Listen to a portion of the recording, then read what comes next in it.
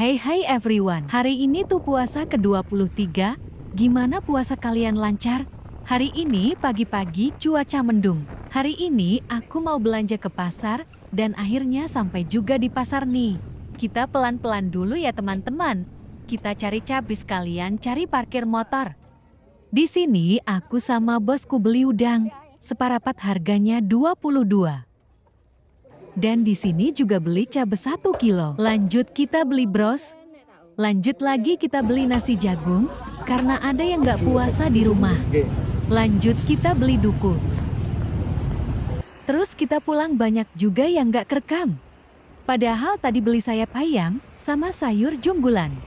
Bulan puasa ini kayak cepat banget ya. Apalagi Udah mau puasa hari kurang raya 10 malah hari udah kena radang Flu, saja aku dan juga batuk. Kalian gimana sehat-sehat?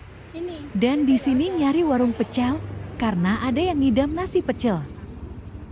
Karena sudah selesai kita lanjut pulang, dan terima kasih sudah menonton, bye-bye teman, selamat puasa buat kalian.